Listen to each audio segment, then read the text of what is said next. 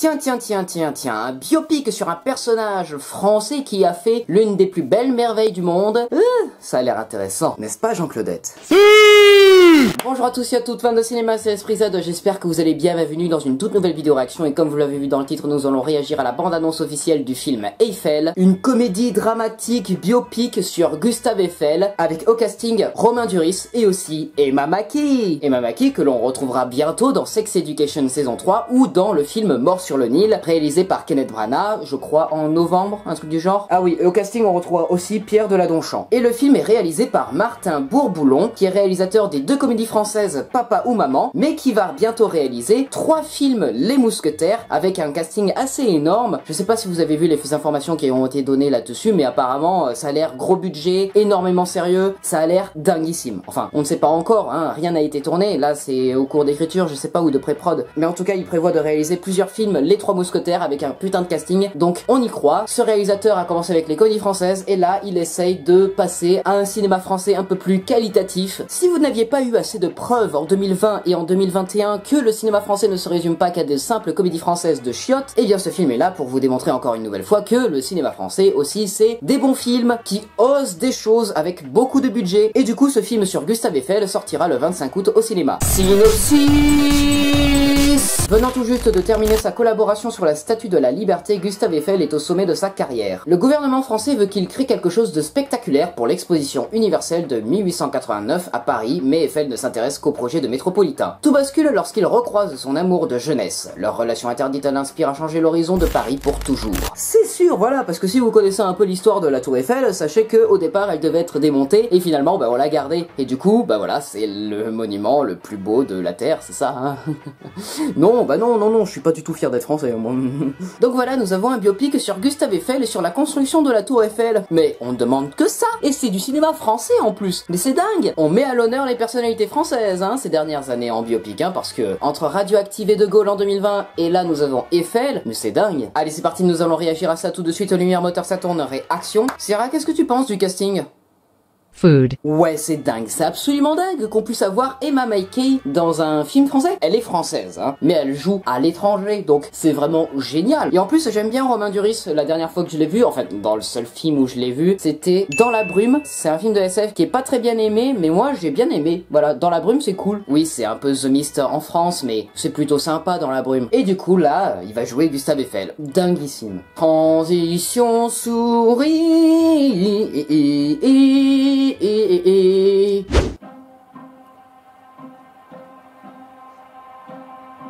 C'est moche. On peut monter jusqu'à 200 mètres.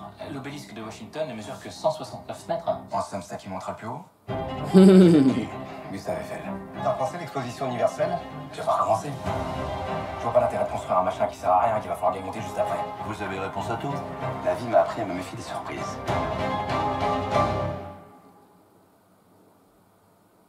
Bonsoir. Elle est là. Regarde-moi. J'espérais ne jamais vous revoir. Ça blesse. Eiffel, Oui, pardon. il pourrait y avoir des idées sur le sujet du concours? Il faut voir plus libre. Plus audacieux. Ah bah c'est sûr que ça va être audacieux. 300 mètres. Entièrement en métal. Oh là là, vache. Il y a du budget là. Les éléments. Cette tour, messieurs, c'est Paris. Son rayonnement. Sa place dans le monde. Ça c'est sûr. Pourquoi tu m'as pas tout dit? Ah merde, c'est con ça. Lui, il m'aime. Je te parle pas d'amour. Je te parle de réputation. Vous voyez trop grand, trop haut. Tout Paris est contre nous.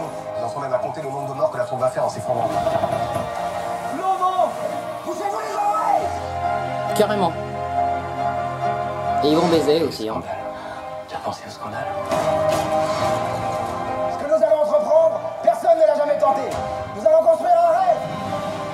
Le rêve de tous les Français. C'est celle de la France. C'est surtout la vôtre, la nôtre. C'est ensemble qu'on a commencé. C'est ensemble qu'on va l'achever. Wouhou.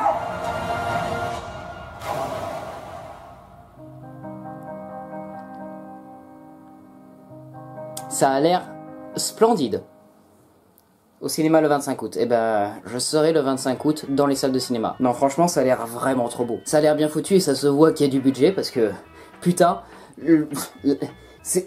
Ah! Oui, j'arrive pas à trouver mes mots. Et alors, je l'avais dit que je n'ai pas un esprit critique bien placé. Oui, oui, ce que vous venez de voir, c'est du cinéma français. Et c'est fait par le réalisateur de Papa ou Maman. Voilà, le talent. En plus, j'avais bien apprécié les deux films Papa ou Maman. Du coup, voilà, Eiffel, qui, là, dans cette bande-annonce-là, semble absolument dinguissime. Merci, Pathé. Voilà, donc du coup, un film sur la Tour Eiffel, sur la construction de la Tour Eiffel. Peut-être qu'un jour, nous aurons un spin-off sur la construction de la Statue de la Liberté, avec toujours Romain Duris dans le rôle de Gustave Eiffel. Ce serait vraiment trop drôle. Pourquoi pas, en vrai? Pourquoi pas? Bref, c'est du très beau cinéma français, j'ai hâte d'aller voir ce film. Mais c'est le 25 août, et le 25 août, il y a d'autres films vachement intéressants. De ce que je vois, le même jour sort une comédie française du réalisateur Bruno Dumont avec Léa Seydoux, Blanche Gardin et Benjamin Biolay qui se nomme France. Mais il y a aussi le remake américain Candyman qui m'attire énormément. Et il y a aussi le film d'horreur Don't Breathe 2 dont on n'a aucune nouvelle. Enfin, on n'a aucune bande-annonce, on n'a aucune affiche, on n'a rien sur Don't Breathe 2. Espérons qu'on puisse avoir quelque chose à manger avant la fin de l'été, hein. Donc voilà, juste en voyant cette bande-annonce, je ne peux que vous dire que je suis très hypé par ce film et je ne peux que vous conseiller d'aller au cinéma le 25 août 2021. Voilà, c'est la fin de cette vidéo réaction, j'espère qu'elle vous aura plu. Si c'est le cas, n'hésitez pas à vous abonner, partager, commenter, liker cette vidéo et n'hésitez pas aussi à me suivre sur tous les réseaux sociaux. On se retrouve très prochainement pour une nouvelle vidéo réaction CTS FreeZ coupée. Alors Sarah, qu'est-ce que t'as pensé de cette bande-annonce?